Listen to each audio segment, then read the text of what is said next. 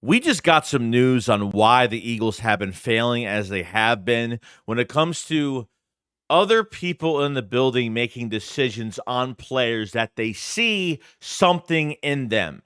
Analyzing your roster. And we're going to be talking about Zach Baun because some news just broke out on Zach Baun, Fangio, and Howie Roseman. These somewhat decisions they made that came right out of Fangio's mouth today is something we definitely have to talk about.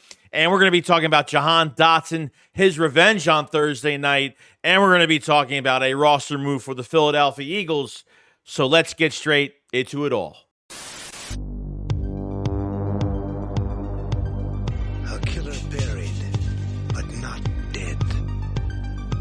Darren, we better turn around. Because I've seen enough horror movies to know any weirdo wearing a mask is never friendly.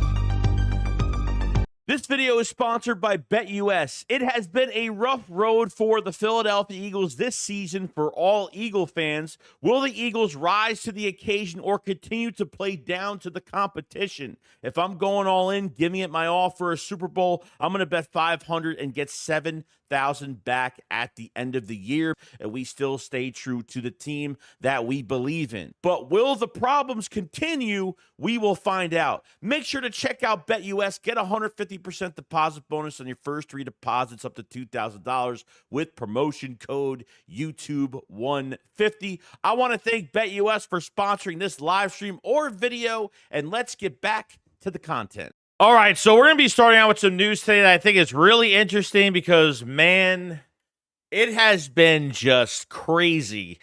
You know, seeing that linebacker position, the way that Nakobe Dean has been playing, Zach Baun being one of those signings in the offseason as a free agent, we were kind of like, okay, great. And we kind of just went through our ears out the other, boom, and we didn't really think about it.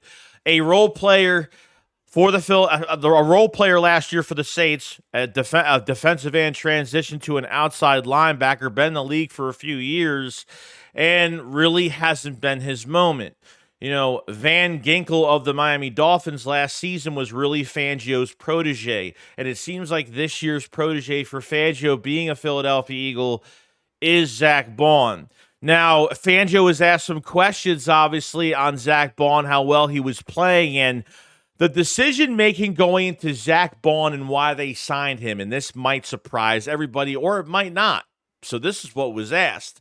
So it says Zach Baun. So the question was, Zach Baun gives you a lot of credit for helping him because the player that he is this year. What is it that you saw in him that gave you the belief in him? Vic Fangio says, I don't know. When I evaluate players, there's no checkbox, things you check off. You just watch the tape. Watch the movement patterns. Watch the players play. And Howie brought him up to me first, but he had a vision for him as a backup outside linebacker slash special teams demon. After I watched him, I said, no, I think he's an inside linebacker. Luckily, it hit. So you see that sometimes Howie Roseman needs to stick to the numbers, stick to the contracts, and obviously he always has a right to be in a collaborative effort on free agents, who they're drafting, waiver wire signings, and all of that stuff. The last 2 roster spots, usually at the end of training camp, are usually controlled by Howie Roseman. He usually has the final say in those last 2 roster spots. Okay, that's been going on for a lot of years now. But, yes, Howie Roseman pretty much thought Baun was going to be a backup outside linebacker for the Eagles pretty much. But it's crazy, like Fangio doesn't use, like he says, some type of checkbox. This player needs to have this, that, and this. You know, Van Ginkel of the Miami Dolphins, he was nothing for his first 3 years with the Dolphins. He did nothing. And then his last year with the Dolphins, he ended up getting a pretty nice contract to the Minnesota Vikings. He had like 50-something pressures, 6 sacks for the season. But this isn't Van Ginkel. This is an upgrade. This is a huge upgrade over Van Ginkel. Zach Baun is probably one of the best linebackers of the league right now. There was a point early in the season he was leading in tackles. Okay. So what we have been lacking the last few years is someone else to take control over. You know, Howie Roseman will tell Vic Fangio, oh, this player is going to be this at this position, and that's what he's going to be. And Fangio says, you know what? No, I see more than that. I'm going to do a little bit more with him. Zach Baun has never played inside linebacker. Nobody was going after Zach Baun in free agency like he was some big free agent target for a lot of teams. And in my defense, because I was glad they signed a veteran type presence and he's 27, 28 years old, a veteran type presence to the linebacker core. But I didn't really think much of it because Howie Roseman runs the show. Now you actually have a defensive coordinator that knows what he's doing. He's not putting players in positions to fail. Players that earn snaps will get their snaps. The draft totally changed everything with Cooper DeJean and obviously Quinyon Mitchell have been two really good draft picks. Okay? Nakobe Dean, finally healthy. And because Devin White started at linebacker all year in the offseason program, we can't believe that Vic Fangio thought Nakobe Dean beat out Devin White the entire year of training camp, the offseason program. We didn't believe it because Devin White started at middle linebacker every single day. Okay? But, Nakobe Dean was fully healthy, and the Eagles were like, we got to play Nakobe Dean. We can't just sit him now as soon as he's healthy. They had no choice but to start Nakobe Dean this year to see what he has. And now, as much as that Devin White situation was as weird as it was, it's worked out. So I think Fangio has had a lot of say. He even had a lot of say at the trade deadline. Let's produce. Let's not sign a big name, waste draft compensation. He's like, I've been in the draft. I've been around for 30 years as a coach. And most of the time when these teams at the trade deadline trade for big names and giving up big draft compensation for it, it just never works out in the end. So as much as Vic Fangio liked Baun, Howie had a different vision of Zach Baun, and Fangio knew there was something else in his mind because he's an old school mind, because he has been around a long time. So it's kind of crazy, and we haven't really had that. Okay, Nick Sirianni really can't, not saying he can't seek out talent, but you got to give other people some credit. You had to, Sean Desai never made decisions here. Matt Patricia didn't make decisions here. Jonathan Gannon, I guess, had a collaborative effort in some decisions. But when Fangio sees that talent, he takes away from Howie Roseman and says, you know what? If you think he's only this, I'm going to turn him into this. Okay? And I think players are getting so comfortable with this defense now. You're just seeing the best out of this. Look, you're starting defensive line against the Cowboys. Okay, it was Jalix Hunt, Jordan Davis, Jalen Carter, and Nolan Smith. That's young, really young. At one point, you had them on the line. It's very, very young. Okay, your defense so far since the bye week, number one in points allowed per game, number one in total D, passing D, number two in rushing D, number two in sacks. Fangio didn't have the best defense in Miami. I think their passing defense was like in the 20-something percentile, so it wasn't good. They were bad against the pass. Rushing D was good. They were top 10 hitting the quarterback. They were top 3 in pressures when he was in Miami. He's got a better GM he's working with to get the players that he wants for his style of defense, which I'm not a big fan of, but man, that's just insane. It's just insane. Fangio has gotten better just coming from Miami to the Eagles with better moves, a more stable roster, and players open to the competition, and just so much more. Eagles have made a lot of hits on this defense when it comes to players coming here. Free agents, draft, you name it. It's younger. It's getting younger. It's going to get younger and younger by the year. And to see that Fangio did make some changes to Zach Baun, he didn't just go with what Howie Roseman said of how to use him. That's what I don't like. And I feel like that's what a lot of these brainless DCs do that are Don't have a lot of experience at the defensive coordinator job. And look, you brought a lot of really good, not only DCs, a DC and a good OC.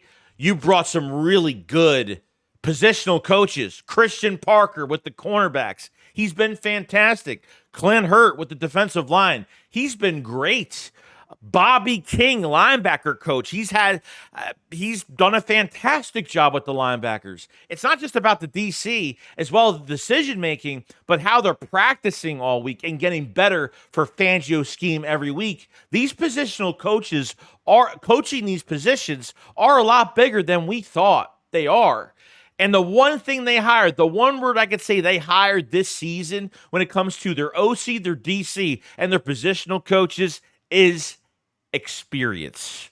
We have never had this much of an experienced coaching staff. So good decisions by Howie, changes by the DC OCs, play calling, connected to how they practice from these positional coaches. It all turns into a fantastic mold of good play. And I'm trying to word this the right way, but they're just fucking playing so fucking good right now. Never seen a linebacker core play like this. We haven't had good linebackers in years. We haven't had a good secondary since the early 2000s. I mean, it's been so long, and it's crazy because like the Eagles, like they're not going to have a 70 sack season this year, but man, whatever they're doing, just keep doing it. They might not be getting the sacks, but they're getting the pressures. They're getting somewhat turnovers at times, and they're working on all cylinders. The secondary is as good or better than this defensive line right now. But let me tell you, when the secondary cleans up and they're tackling well, they're not missing tackles as much as they were beginning of the season because you really brought in some guys that are good in the run support.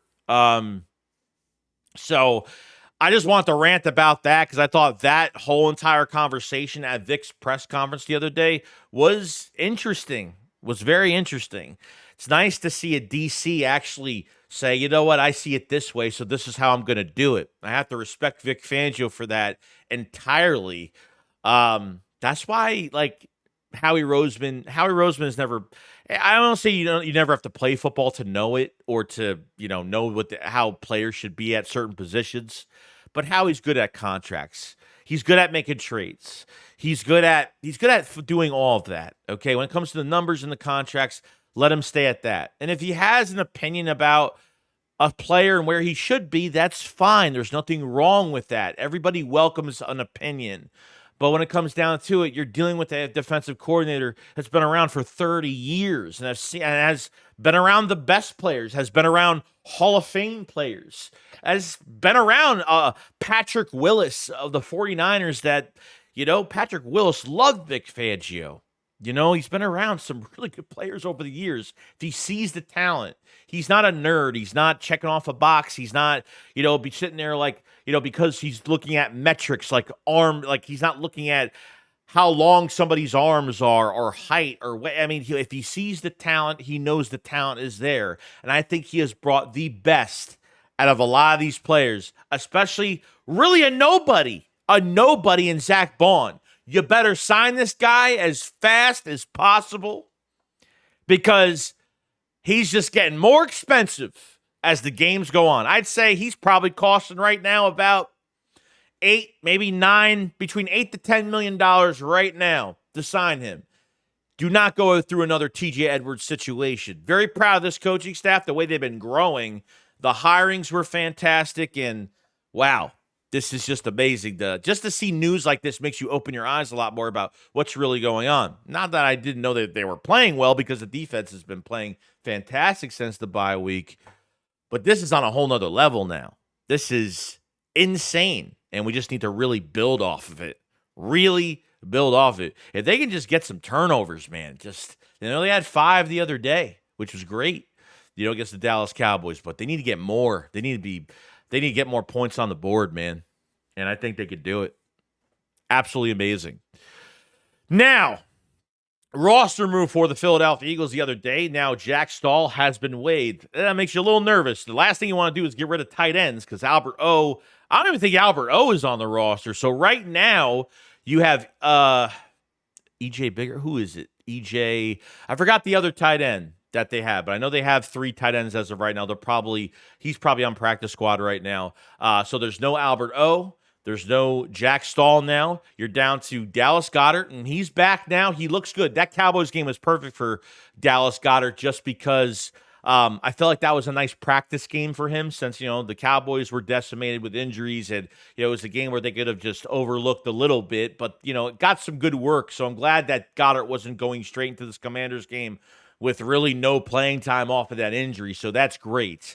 And obviously Grant Calcaterra, which he's starting to fade out from the offense a little bit. And I hope they use some double tight end sets at times because you got 2 good weapons out there.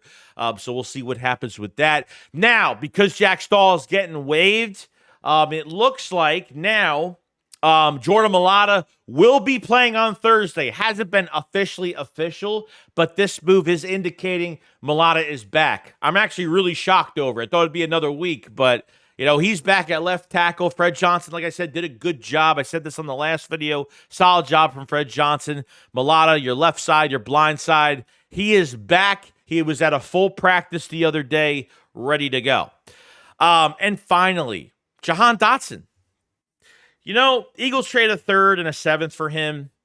And then the Washington Commanders took that 3rd-round pick. They traded for Lattimore. Marshawn Lattimore. I can not say his name ever right. For that pick. Now, I feel like Jahan has been getting, and it's not much. Okay, I'm not going to say he's got like 10 catches in one game, which he has not. I understand that completely. Made me a little nervous when we didn't have Devontae Smith and didn't have A.J. Brown. When we had the concussion, A.J. Brown was out. They didn't really make him an intricate part of this offense, which, Paris Campbell became that, a couple passes. I'm not even speaking that much. Seems like they got nobody involved. But the last couple weeks, it's been, they've been starting to look towards Jahan Dotson a little tiny bit more, which is good. Whether it's 1 pass, 2 passes, mostly 1 pass. Last game against the Cowboys, the Jaguars, they are slowly getting him into the mix, into the fold. Okay. I don't know if the Eagles just think like he just can't be a big part of it because he missed so much time in the offseason with the Eagles because he was still on the Washington Commanders at that moment. And, by the time the season started, he was a trade. And that's where we are right now. This would be a good moment because you know what? Jahan Dotson has not been involved in anything that, he hasn't been a big part of this offense, but I seem like it's heating up a little bit. They've been using him a little bit more. He's played a lot of snaps. He's blocking really well, and I feel like there's going to be moments here, and why not give him a few moments on Thursday? Look, I want Jahan Dotson involved. I can't stand how they use this wide receiver 3 position. It's still something that irks me with this offense.